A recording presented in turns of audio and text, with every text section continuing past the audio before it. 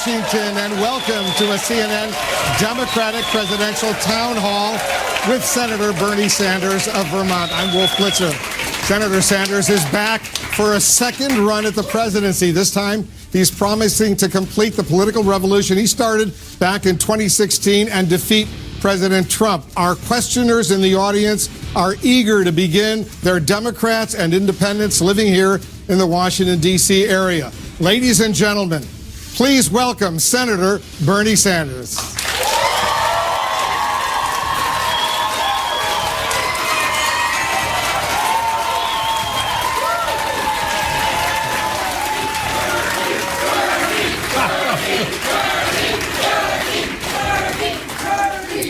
All right, so Senator, this is your second time running. You know the rules. You've done this before. Are you ready? I am ready. Are you ready? All right, let's do it. Let's get started. We have a questioner, Sheila Ruth of Maryland. Go ahead. Hi. This is an unusual election, and unfortunately, we can't focus only on the issues. We must get President Trump out of the White House before he does any more damage. If you are the Democratic nominee, how will you defeat him? And if you are not the nominee, what will you do to help the nominee defeat him? Well, let me just say two things. Number one, I hope and believe that every Democratic candidate will come together after the nominee is selected and make certain that Donald Trump is not reelected president of the United States. And I pledge certainly to do that. I hope I'm the nominee, but if I am not, I will work with that nominee. Trump has got to be defeated. And I'll tell you why. It's not only that we have a president who wanted to throw 32 million people off of the health care they had after promising that he would provide health care to everybody. It's not just a president who said he'd have a tax plan to benefit the middle class, but 83% of the benefits go to the 1%. I'll tell you, it's not just a president who said to the working class of this country, I am on your side. I'm not going to cut Social Security, Medicare, and Medicaid. And then he came forward with a budget, $1 trillion cut to Medicaid, $500 billion to Medicare, and $72 billion to the Social Security Disability Fund. But there's something even deeper. This president is the first president in the modern history of our country who is trying to divide our people up based on the color of their skin, the country they were born in, their sexual orientation, their gender, their religion. And that is an outrage. Our job is to bring our people together, not to divide them up. That's why Mr. Trump must be defeated. We have a next question. Tara Ebersol, a former biology professor from Baltimore County, Maryland. Tara, go ahead. Good evening. There's a lot of misinformation regarding your plan for universal health care. Would you please provide a brief overview of your plan and how it differs from that of other candidates? Good. Thank you. The United States, shamefully, is the only major country on earth not to guarantee health care to all people. We've got 30 million people today without any health insurance. Many of you are underinsured with high deductibles and high copayments, and we pay the highest prices in the world by far for prescription drugs. So, issue number one, I believe that health care is a human right, not a privilege, and we've got to guarantee health care to all of our people as a right. Number two, if we're going to do that in a cost-effective way, if we're going to make sure that we are not spending huge amounts of money, and in fact, lower the amount of money we're spending. We're now spending almost twice as much per capita on healthcare as any other country. That is unsustainable. The estimates is that in the next 10 years, we're going to spend $50 trillion on healthcare. The only way to provide healthcare to all people in a cost-effective way is a Medicare for all single-payer program. All right? That's what I believe, and that's what I will fight for. Now, good news is, before I ran for president in 2016, that was considered to be a wild and crazy idea. Today, a significant majority of the people support that concept. Now, the drug companies don't.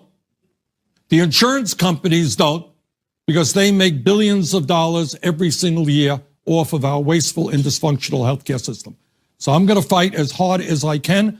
There's going to be a bill introduced in the House I believe this week, over 100 co-sponsors.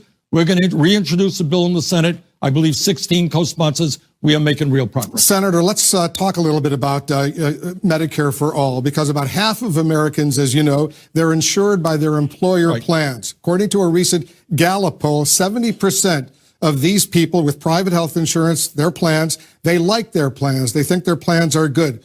Will these people be able to keep their health insurance plans, their private plans, through their employers if there is a Medicare for all program that you endorse? What will change in their plans is the color of their card. So instead of having a Blue Cross Blue Shield card, instead of having a United Health Insurance card, they're going to have a Medicare card. That Medicare card will allow them both to go to any doctor that they want. If they go into the doctor, they're happy. Any hospital they want. But you know what else? They're not going to be paying any private insurance premiums. If they are seniors, we are going to expand Medicare benefits to cover dental care, which is not covered for seniors, hearing aids, and eyeglasses. There will be comprehensive health care. People can go to any doctor, dentist, or a hospital they want. So if they like their health insurance plan, they won't be able to keep their health insurance plan? Well, this business of liking your health insurance plan, which, by the way, employers change every single year. People like their doctors. They like the hospitals. They like the care they're getting. Our bill, in fact, right now, if you are in a particular program, you may not be able to go to the doctor that you want. Our program will allow you freedom of choice. But if they wanted additional private health insurance beyond Medicare for all, would they be allowed to purchase that kind of health insurance?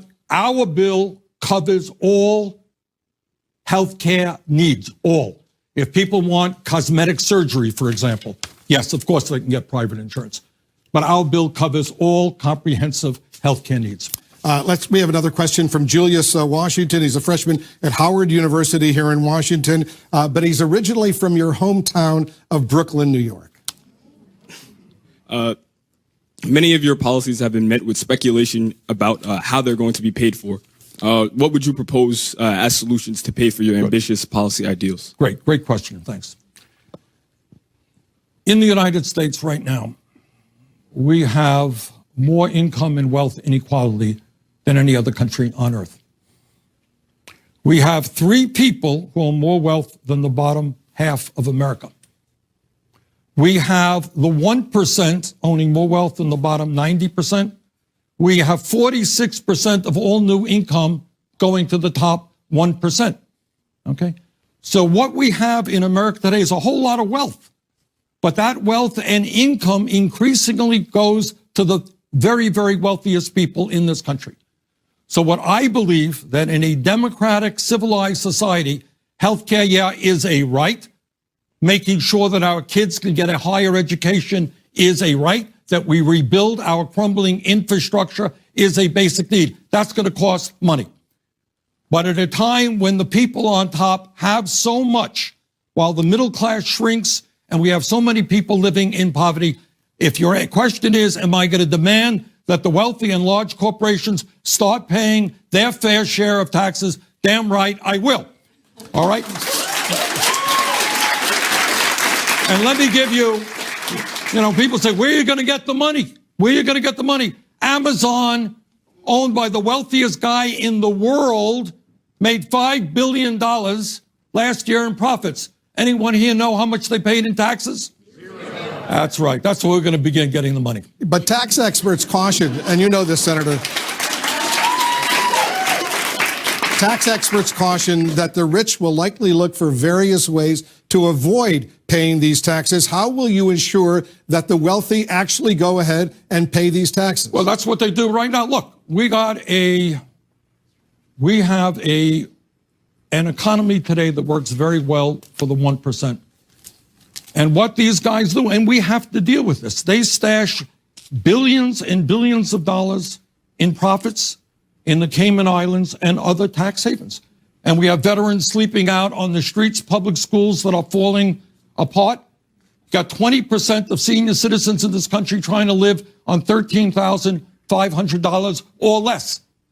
So we have, when I talk about a political revolution, I know this may sound radical to some people, but we are going to create an economy and a government that works for all of us, not just the 1%. So to answer your question, we are going to do away with those outrageous loopholes that allow large corporations owned by some of the wealthiest people in this country to pay nothing in taxes. We're going to end their ability to put their money in the Cayman Islands under the tax havens. We have a question from Shadi Nassab, a student at American University. Shadi's from Denver. As we saw in the 2018 midterms, the Democratic Party has become more female, more racially diverse, and younger in age.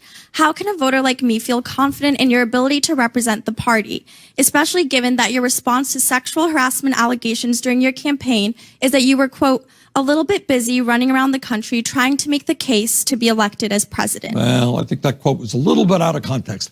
But let me ask you a question. I am enormously proud of the fact that we have the most diverse, progressive freshman class in the history of the United States Congress. And you know what I did in 2016 and in 2018? I ran all over this country to try to make that happen. All right. So when you talk about the political revolution, you're talking about two things. Number one are the ideas that we are fighting for. An economy that works for all, not just the 1%. But the second point that I have made over and over again is we're not going to be able to implement a progressive agenda unless millions more people get involved in the political process. So I am delighted. We started an organization called Our Revolution. I think Nina Turner is here. You know what the purpose of Our Revolution was about? Is precisely to bring young people into the political process. And I think we're making some real progress. But what are you going to do, Senator, to make sure that the allegations that occurred against your campaign a couple of years ago are not repeated? What are you personally going to do to make sure that doesn't happen again? Let me tell you what we have done and what we are doing. I was very upset to learn what I learned. When I ran for re-election in Vermont in 2018, we instituted, I think, maybe the strongest protocols against sexual harassment, and that will be the protocols we bring into the 2020 presidential election. Every employee of mine in this campaign will get significant amounts of training to understand what sexual harassment is about. Anybody who feels harassed will have an independent entity to speak to outside of the campaign. And we have hired some of the best people in the country to help us on this issue. We take this issue very, very seriously. How has it affected you personally, knowing what happened? It was very painful, and it will not happen again. All right, we got another question. Jacqueline Smith is with us. She's the circuit court clerk from Prince William County in Virginia. Hello, Senator. My question for you is, why have you decided to pursue the Democratic nomination for president, despite the fact that you have consistently run as an independent or other party for the last 50 years? And do you believe you can get a fair shake in the Democratic nomination process in light of your electoral history? Okay, let's set the record straight. I am a member of the Democratic leadership in the United States Senate. I've been a member of the Democratic caucus in the Senate for the last 13 years and in the House for 16 years before that. Won the Democratic nomination in my state. But in Vermont, I've chosen to run as an independent because it goes way, way back. To answer your question, in 2016, I think I will not shock anybody to suggest that the DNC was not quite even-handed.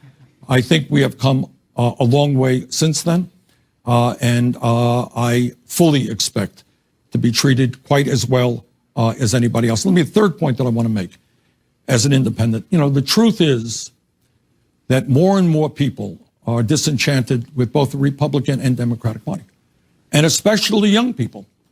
They are registering as independents or not affiliated folks. And I think as somebody who is an independent, we can bring them into the Democratic Party to help create a party which will stand with the working families of this country and have the courage to take on the very powerful special interests who wield so much economic and political power in America.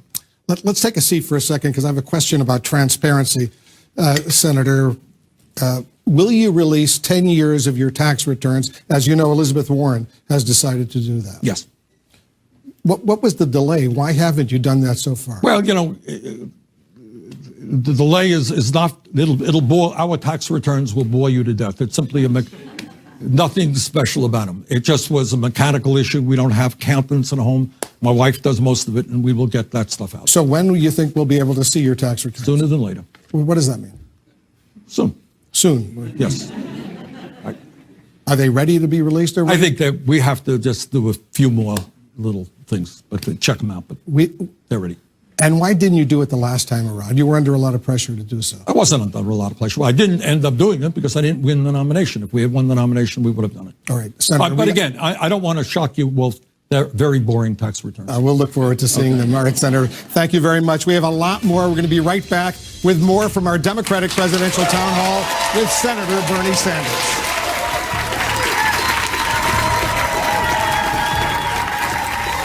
In Burlington, Vermont, talking to a young physician, and she said, Bernie, I graduated medical school, $300,000 in debt. Saw a dentist in Iowa, $400,000 in debt. Frankly, that is crazy. We want you to get the best education you can without having to pay off outrageous levels of debt for decades.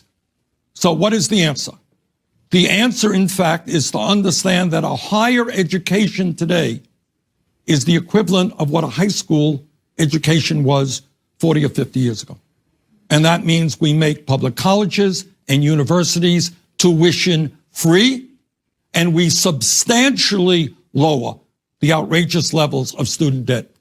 Right now, you have young people carrying debt with interest rates of 6, 7, 8%, and that is nuts. And then people are Wolf is going to ask me in 3 minutes, how are we going to pay for that? Yes, Wolf? Go ahead. All right. And we're going to pay for that by a tax on Wall Street speculation. That's how we do it. And that covers that. Now, I found it interesting that last year, many of my conservative friends didn't bother to ask Donald Trump how he would pay for $1 trillion in tax breaks to the 1% and private corporations. And if we can give $1 trillion in tax breaks to people who don't need it, we can make public colleges and universities tuition free all over this country. And that is a very high priority for me.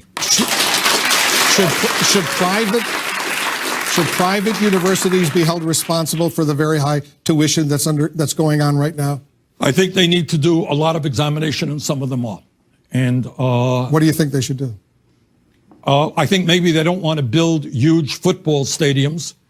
And I think maybe they don't want to necessarily pay their football coaches far more than they pay anybody else on their faculty. But I think as a nation, we are going to have to take a hard look at higher education, and not just higher education, by the way. Talk about education, talk about a dysfunctional child care system where working families all over this country cannot find quality, affordable child care. So we got to get our priorities right, not for tax breaks for billionaires, but for education for all of our kids. We got a question from Nikita Katru, a nonprofit worker here in Washington. Senator Sanders, can you make a simple, persuasive case as to why socialism is preferable to capitalism? Democratic socialism, right? Yes. Okay. Let me tell you what I mean by that so we're clear. Right now, we have a nation which prides itself on a lot of political rights. In other words, under the Constitution, thank God you have freedom of speech. Media can do its thing, even though Trump calls you an enemy of the people. How does that feel to be an enemy? That's another story. All right. I won't question Wolf. You don't think we are, though? No, I don't. Okay. I certainly do not. So we have political right, freedom of religion, and all of that is enormously important. But you know what we don't have? We don't have guarantees regarding economic rights. And way back in 1944, in a little known, a little publicized State of the Union speech, Franklin Delano Roosevelt said something, and I'm paraphrasing him, but he said, you know, when we talk about human freedom and rights, we've got to understand that everybody needs a decent paying job, that people need health care, that people need education. And all over the world, these ideas are taking place. You go to countries in Scandinavia, of course, health care is a right. Higher education is free. They have strong preschool programs.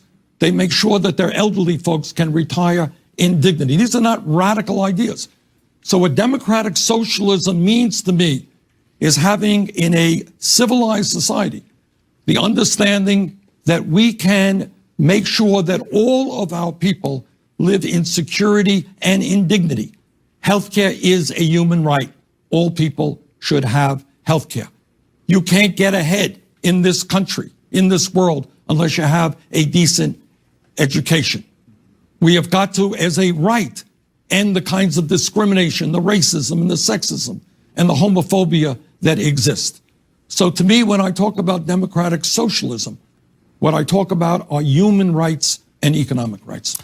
Senator, President Trump said in his State of the Union address, and I'm quoting him now, America, this is the president, America will never be a socialist country. Will that hold true if you're elected president? If I am elected president, we will have a nation in which all people have health care as a right, whether Trump likes it or not. We are going to make public colleges and universities tuition free. We are going to raise the minimum wage to a living wage of at least $15 an hour. And whether Trump likes it or not, when I talk about human rights, you know what that also means? It means that our kids and grandchildren have the human right to grow up in a planet that is healthy and habitable. And it is really a disgrace and an embarrassment that we have a president who rejects science, who does not even understand that climate change is real and caused by human activity, who does not understand what this planet will look like in years to come if we do not go forward boldly and transform our energy system away from fossil fuels. Let's continue with climate change right now. Michelle Gregory has a question. She's from the Eastern Shore of Maryland. Hello. My home, the lower Eastern Shore of Maryland, part of the Delmarva Peninsula, is estimated to be one of the first places in the country to experience the effects of climate change. In fact, with more and more frequent flooding, it already is. What is your plan to help these rural communities in the poorest part of our state to fight climate change? What you're asking is maybe, you know, a couple of years ago, I don't know if you were moderating it, Wolf, I don't know if it was you or CBS, I can't remember. And somebody asked me, they said, what is the major national security issue facing this country? And you know what I said? I said climate change.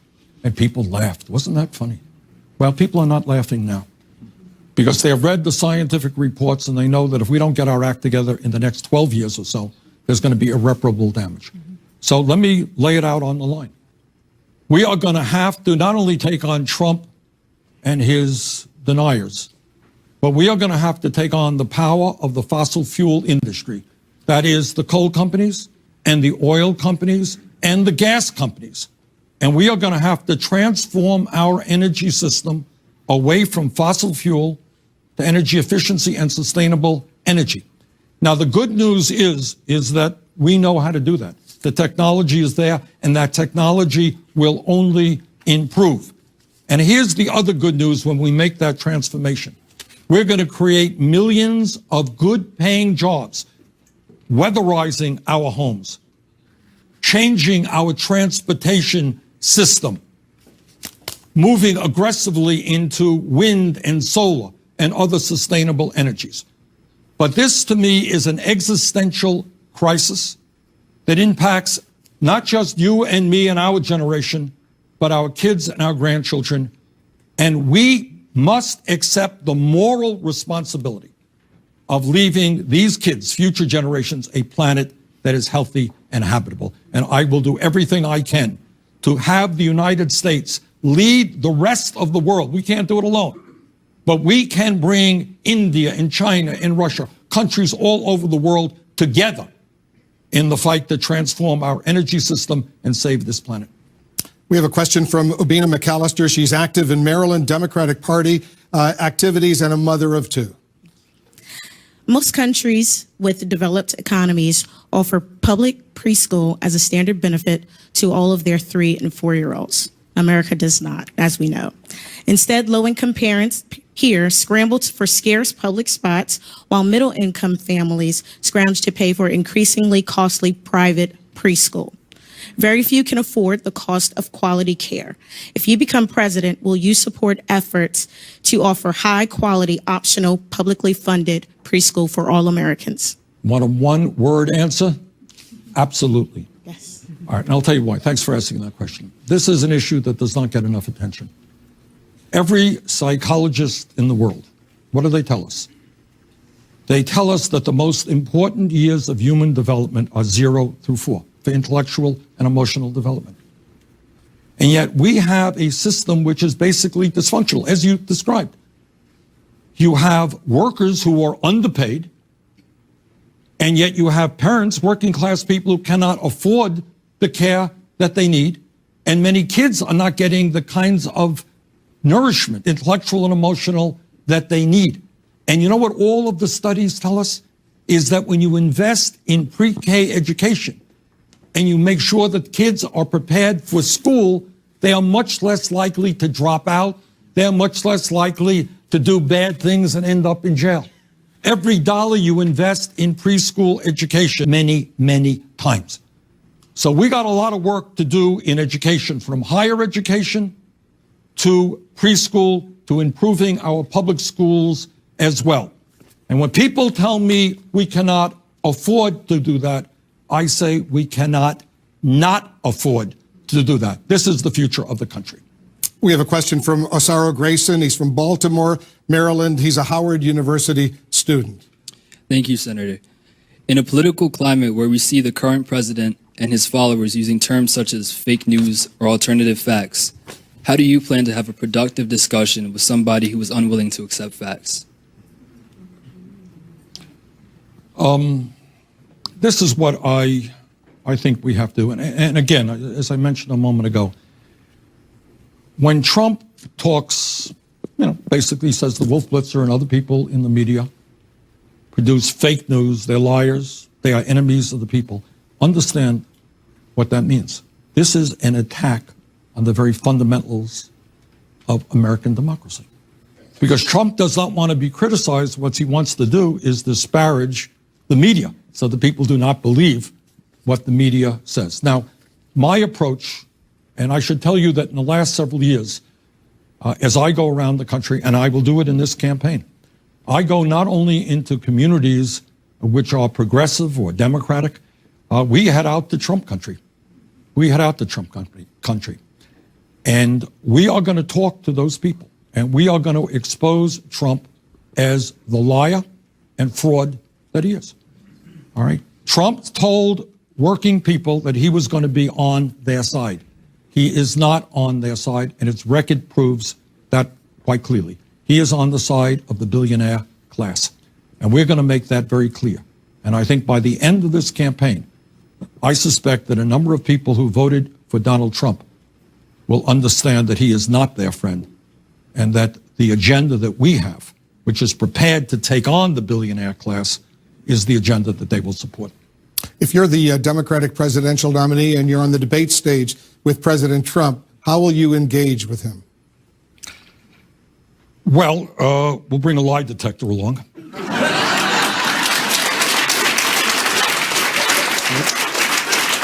And every time he lies, it goes beep. That would be the first thing. I mean, it is, look, I have conservative friends. I don't mean to be overly facetious here. I have conservative friends. We all do. And they're honest people. They believe what they believe. I believe what I believe. And that's called democracy. And that's a good thing. But I think the fraud that Trump is, the pathological liar that he is, has to be exposed.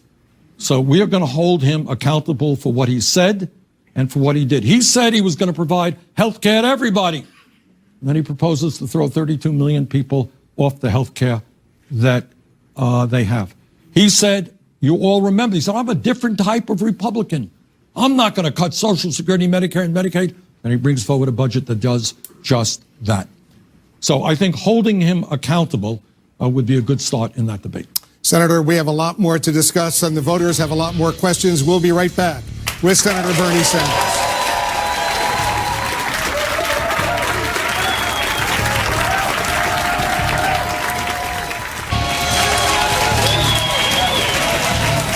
We're back with Senator Bernie Sanders. Senator, we have a question from Troy Dante Presswood. He's a community leader here in Washington. Hey, Thank you, Senator, for being here.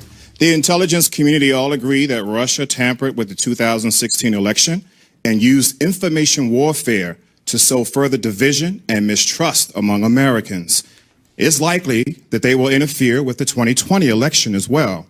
So as a candidate, how will you ensure your campaign will not be infiltrated by Russia? And secondly, as president, how will you eliminate this threat once and for all to restore confidence to our electoral process? Thank you very much for that question. Unlike Donald Trump, I have no doubt that what you said is true. And clearly, we have got to make it clear to Russia that they cannot sabotage elections, not only in the United States, by the way, but in countries around the world. Specifically, we are, and I know other campaigns are doing it as well, spending a lot of money, trying to protect our computers, etc. But ultimately, the word has got to go out to Putin and others around the world that cyber warfare, the attempt to destroy American democracy, is a very, very serious offense which will not be taken lightly.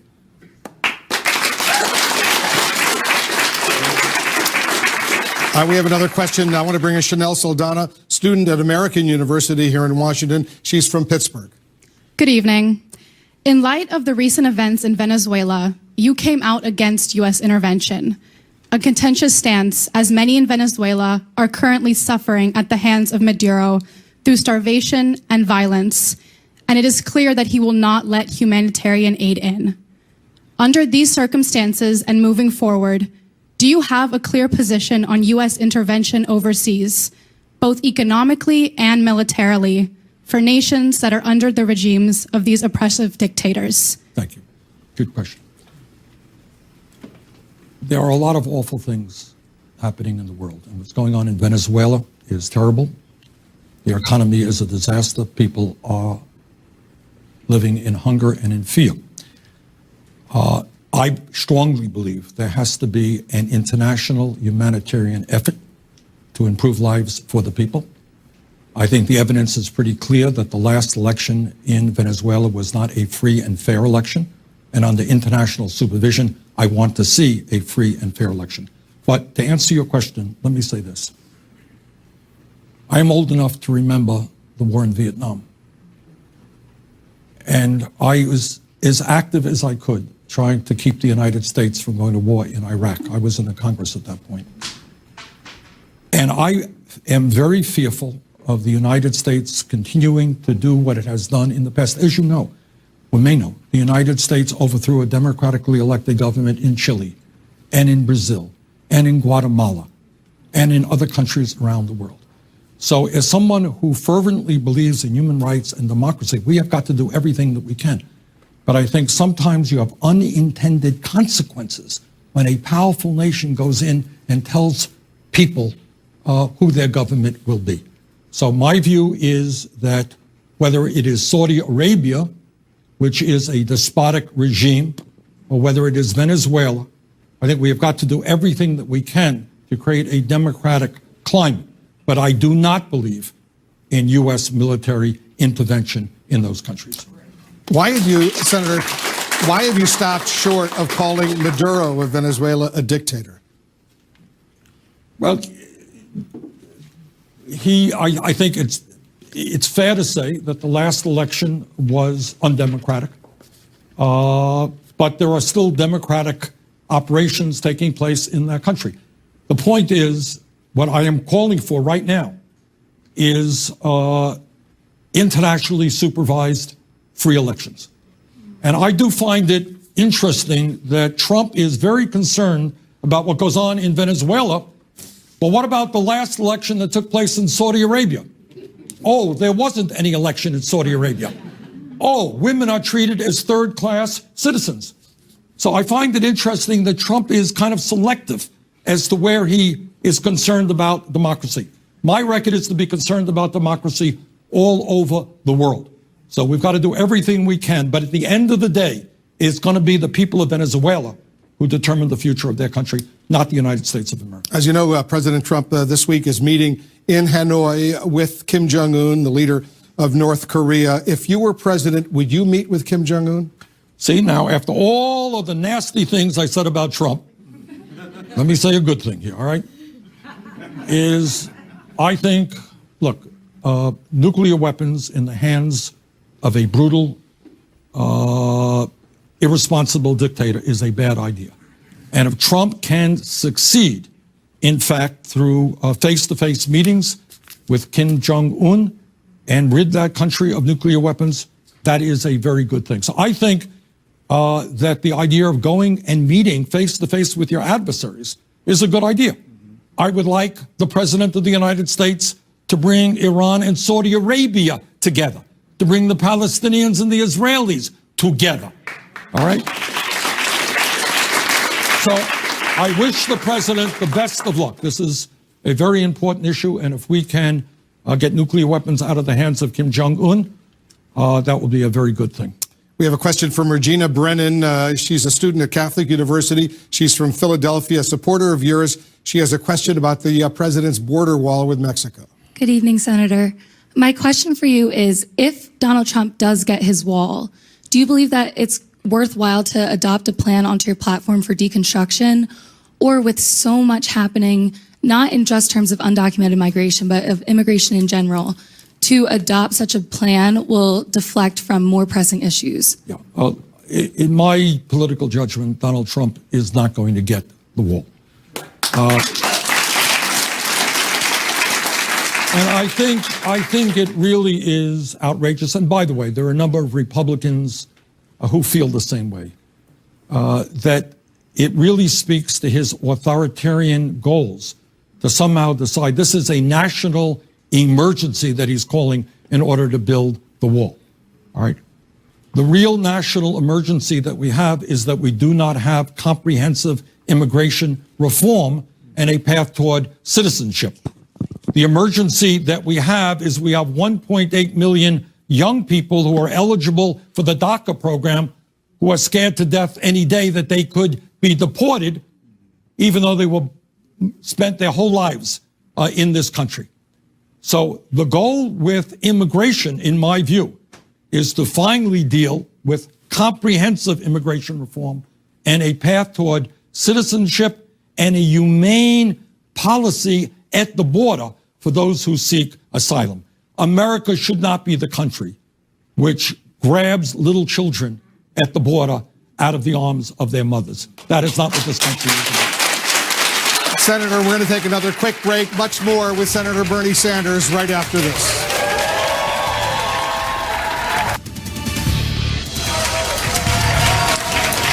Welcome back to our presidential town hall with Senator Bernie Sanders. Senator, I want to bring in Devon Bradley. He's a student at the George Washington University here in Washington. He's from Florida. Devon, go ahead.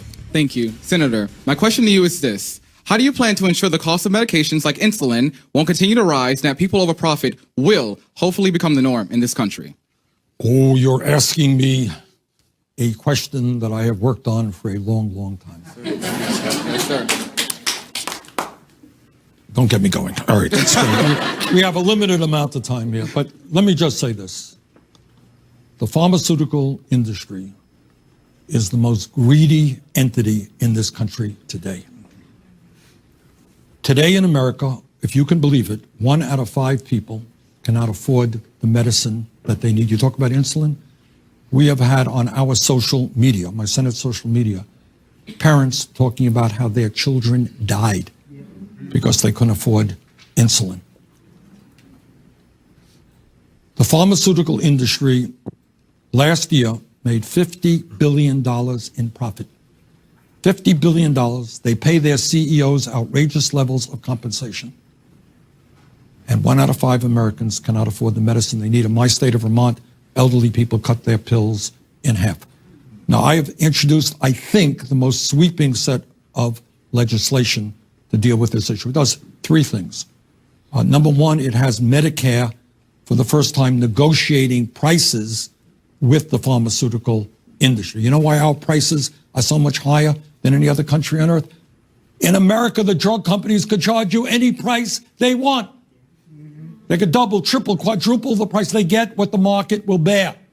Every other country on earth negotiates prices. And we don't, because the pharmaceutical industry has unbelievable money and unbelievable power. All right? So number one, Medicare negotiates prices. Number two, many of my Republican friends believe in free trade. Well, if you believe in free trade, why can't pharmacists and distributors purchase lower cost prescription drugs from Canada and other countries? Same exact medicine made in the same factories, bring them into America. Thirdly, roughly speaking, what Canada does. What Canada does is look at prices around the world, come up with an average price, and that's what people pay in Canada. We should do something similar. But let me say this, and this gets at the heart of what our campaign is about. The drug companies have so much wealth and so much power that they are not going to be easy to defeat. I was involved in a situation in California where we tried to, people in California tried to lower prices. Do you know how much money the drug companies spent in one state on one referendum? Anyone want to guess? $131 million. Okay, they have endless amounts of money. So in my campaign, we announced today, I'm getting a little off topic here, that we have signed up 1 million people to participate in the campaign. And the reason we are going to run an aggressive grassroots campaign is that at the end of the day, you don't beat the pharmaceutical industry here in Washington, D.C. They own the Congress. That's the fact. They have lobbyists all over the place. The only way you beat the drug companies is when millions of people stand up and say, you're not going to allow I'm not going to allow you to kill my wife or my kids. We're not going to pay outrageous prices. All right? Senator, that's a long answer to an important question. We have a question from Noel Osama. He's a policy analyst here in Washington. Thank you, Senator Sanders. There's a deep sense of mistrust for you by some within the African American community. Many feel you undermined Secretary Clinton after her nomination by not showing enough support, and which contributed to President Trump being elected. Along with that, many also feel that you are at times racially insensitive, and by virtue of your background, don't reflect their experience enough. How do you address these concerns, and what's your approach to winning their votes? Well, first of all, I reject the first premise that you made. I knocked my brains out. In fact, I just saw a letter today from Hillary Clinton, which said, thank you, Bernie, for working so hard in my election, all right? We went to state after state. I think we had 35, 40 rallies in all of the battleground states. So I do not accept for one moment that I did not do everything that I could. And then people say, well, you know, some of your supporters voted for Trump. True. But some of Hillary's supporters in 2008 voted for McCain. That's the reality. More of those did that than voted for me. Now, on the second point, okay, we ended up winning among younger people more votes from young African Americans, Latinos, Asian Americans, Native Americans than Clinton and Trump combined. All right. Furthermore, if you look at the polling out there, we're doing quite well with the African American community. But let me just raise an issue here. And maybe I haven't been as strong on this issue as I should be. I talk about the fact that we have a nation of massive inequality. Okay, and I believe that. I think that's the most important issue we can talk about. But within that inequality, we have another inequality, and that is racial disparity. And it's important that everybody understands that. That means that the wealth gap between a white family and a black family is 10 to 1. If you are a black mother, the likelihood is that you will have a baby that will die. Your infant mortality rate 2.5 times higher than a white mother. If you are a black businessman, I remember talking to a fellow in Milwaukee, black businessman, said, Bernie, I can't get a loan from the bank. And his business was pretty good because of redlining. Black kids are leaving college more deeply in debt than white kids. So we have an enormous amount of disparity in wealth, in education, in health that must be addressed. And I will work as hard as I can. Number one, to have a cabinet that reflects what America is. And number two, to do everything that I can in every way to end all forms of racism in this country.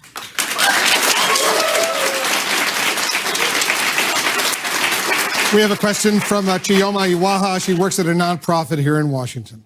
Thank you, Senator Sanders. Part of the legacy of slavery and Jim Crow in the U.S. is the legacy of income inequality in the U.S. What is your position on reparations to the descendants of slaves? Well, as I just indicated, there are massive disparities that must be addressed. There is legislation that I like, introduced by Congressman Jim Clyburn. It's called the 10-20-30 legislation, which focuses federal resources in a very significant way on distressed communities, communities that have high levels of poverty. So as I've just indicated, I think we have to do everything that we can to end institutional racism in this country. It is not acceptable to me that the rate of childhood poverty among the African American community is over 30% in this country. That is beyond belief. That African Americans die from cancer at higher rates than whites. So we're going to do everything we can to put resources into distressed communities and improve lives for those people who have been hurt from the legacy of slavery. So what is your position specifically on reparations? I asked the question because Elizabeth Warren, Julian Castro, they've indicated they want to support. What does that mean? What do they mean? I'm not sure that anyone's very clear. What I've just said is that I think we must do everything that we can to address the massive level of disparity that exists in this country. I'll tell you what they mean, because now, in 2016, you said it would be divisive reparations. Well, again, it depends on what the word means. And I know you don't want to be divisive tonight. All right, let's go to Samantha Hakeem, a student at Catholic University. She's from Massachusetts. Thank you. As a strong advocate for raising the federal minimum wage to $15, I've had many discussions with my peers in regard to this matter. Many express concerns that small business owners would have to lay off employees because they do not have the money and income to support that many workers at that rate. How do you reassure them that this would not be the case and it is in fact possible? Well, you're right. In 2016, when I ran for president, and we talked about raising the minimum wage to $15 an hour, everybody said, well, it's pretty radical, pretty extreme. Well, a lot has changed in 3 years. And right now, you got 5 states in this country that have passed $15 an hour minimum wage. And by the way, it means phasing it in over a period of years, not tomorrow. But here's what I believe. I believe that in the richest country in the history of the world, if you work 40 hours a week, you should not be living in poverty. And I believe that if we raise that minimum wage to $15 an hour, workers will have more money to spend in their community and create jobs doing that. So I think raising the minimum wage is the right thing to do, and I think it is good economics, and I'm very delighted to see the kind of progress we're making in states and cities all over this country. By the way, I believe that the House of Representatives will in fact pass, can't guarantee it, I think they will, pass a $15 an hour minimum wage, and we're going to fight as hard as we can to see that passed in the United States Senate.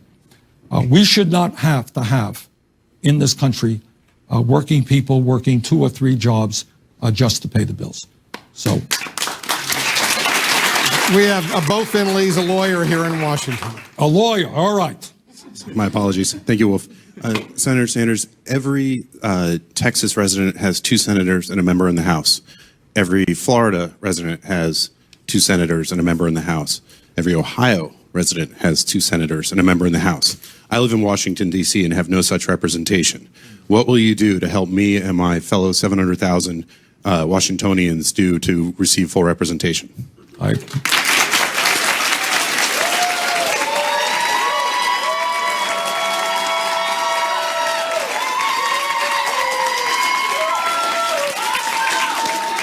And you pay taxes, and your young people serve in the military, right? Yes. Well, I think it would be, I come from one of the smallest states in America. There were about 620,000 people in the beautiful state of Vermont. It would be a little bit hypocritical of me to suggest that Washington, D.C. should not become a state, and I strongly support statehood for D.C.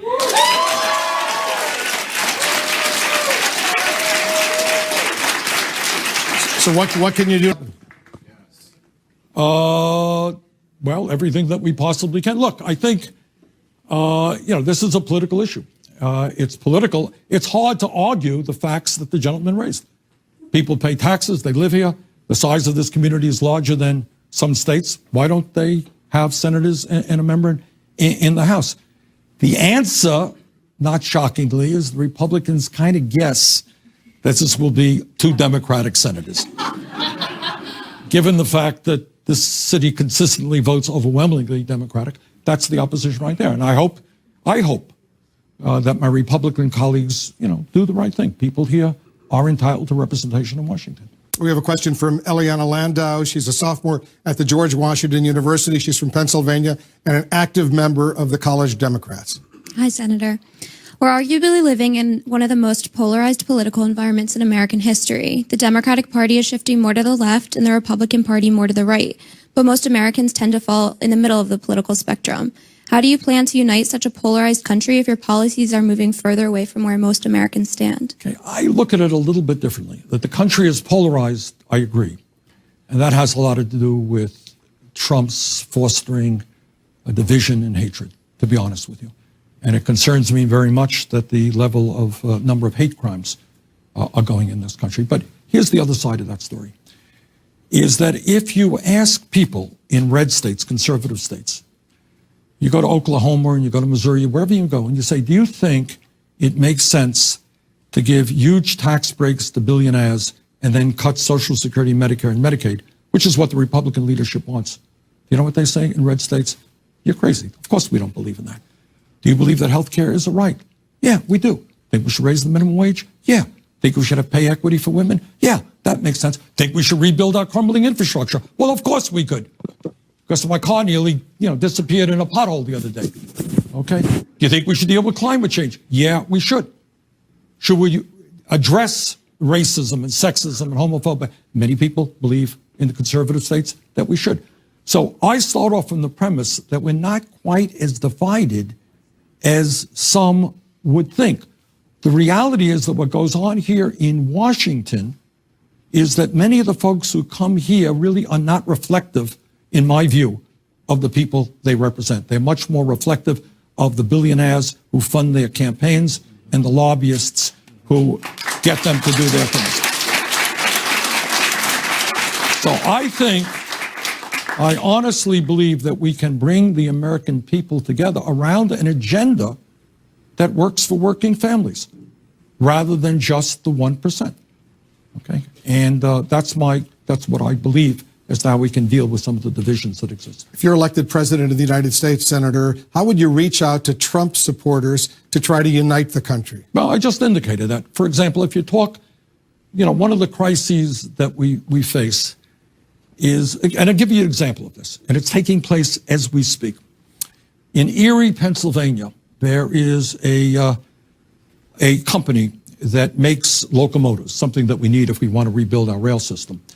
A new company came in and took it over from General Electric called Wabtec.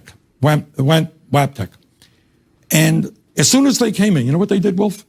They said to their workers, we're going to have mandatory overtime, we're going to change the scheduling, and we're going to substantially lower the pay for new workers. And meanwhile, as a result of the merger, they gave tens and tens of millions of dollars in bonuses to CEOs and high-ranking officials in the company. That is what's going on all over this country. Large corporations cut health care and benefits for their workers, and the CEOs make 300 times what their workers make. You go to Trump country and ask people there whether they think that makes sense. All right? I am very worried about artificial intelligence and robotics and what it will mean to working people in this country. We need to have a long discussion to make certain that millions of workers are not thrown out on the street because of robotics. Technology is a good thing, but it has to be a good thing for workers and not just the people who own that technology. All right, and the Trump people believe that as well. Now, I'm not going to say that within Trump's camp there aren't some people who are racists and sexist. There are. We have seen that. But I don't believe that is the case for most of those folks.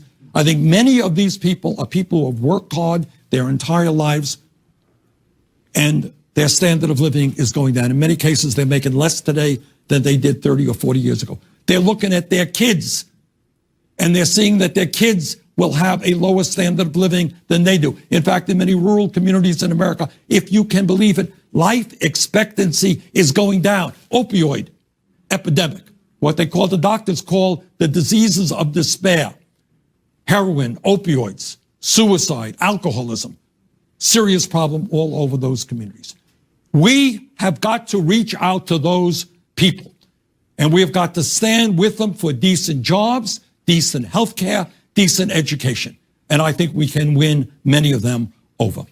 Very quickly, Senator, Democrats want a candidate who can beat Donald Trump. Why do you think you're the most qualified to beat Donald Trump?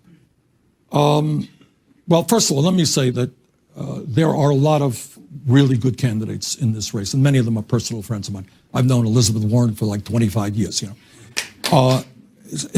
And I'm going to do everything I can to make sure that we discuss policy and not personality and not make it ugly. But as I look at what happened in the last election, I look at states like Pennsylvania, Michigan, Wisconsin, and Florida. I think we could win those states. I think the message of our campaign is that we've got to bring our people together, black and white and Latino, bring our people together around an agenda that creates a government that works for all of us, that we deal with the horrific trade policies that we have, that we raise the minimum wage, that we make education available to working families, childcare available, that we guarantee health care to all people. I think that that is a message that will resonate in many of the countries, in many of the states that Trump won. Thanks to Senator Bernie Sanders, and thanks to our audience members for their questions. Our coverage continues right now with Chris Cuomo.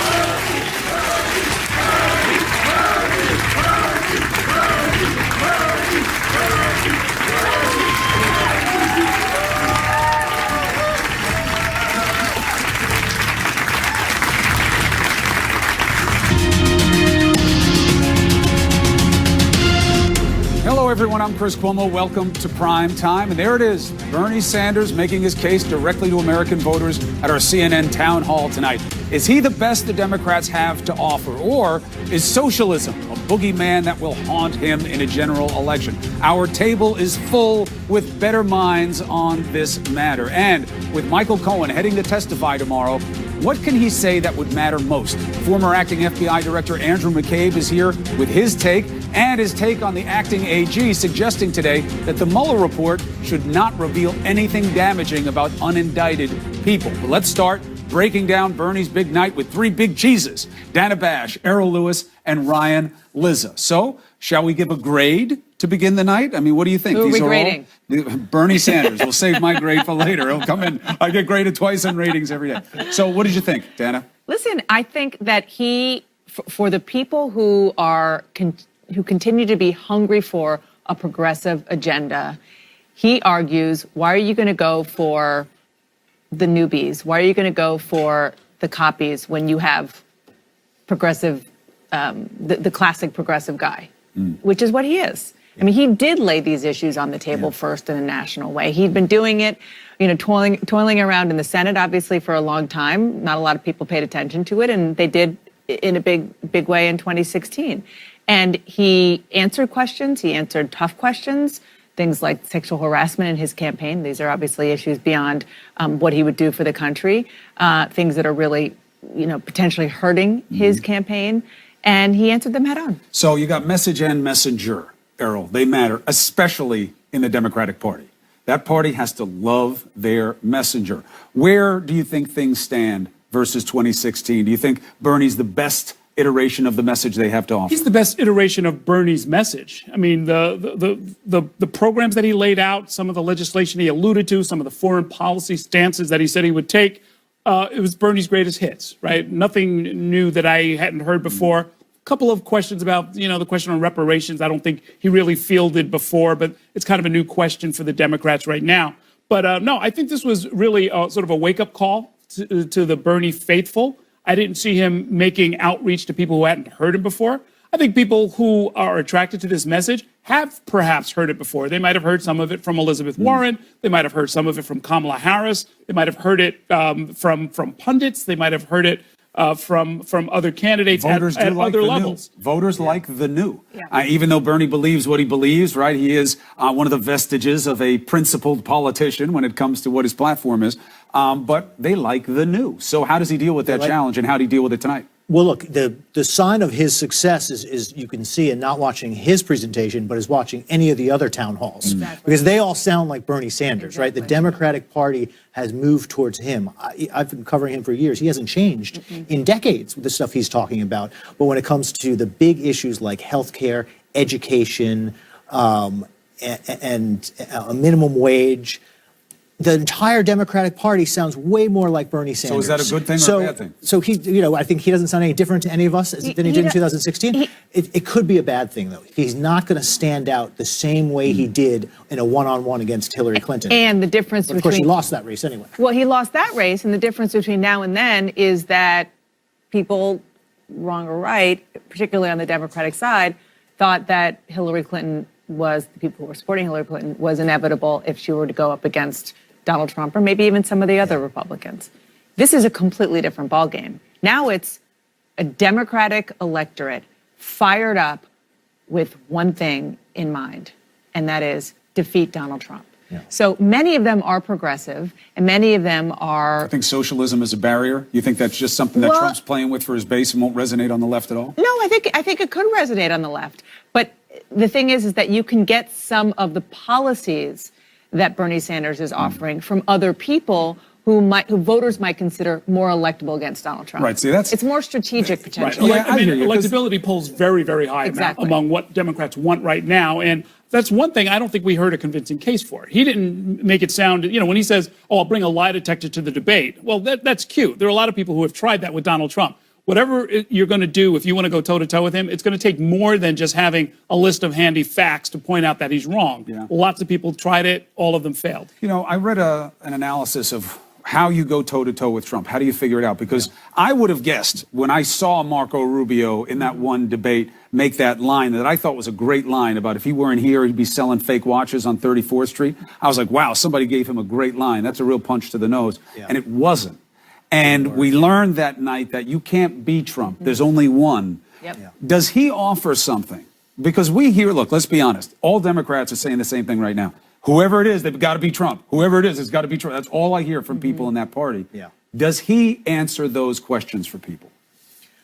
I don't think he's laid it out clearly yet, but he does seem to think about and talk about in a way that is different than the other candidates. This is one way I think he distinguishes himself. He talks about the Trump voters as voters who should have a natural home in the Democratic Party. If you noticed his answer on that, he didn't call Trump voters deplorables, right? He tried to show a bit of sympathy. He didn't want to paint all Trump voters as Trump-like, as racist and xenophobic.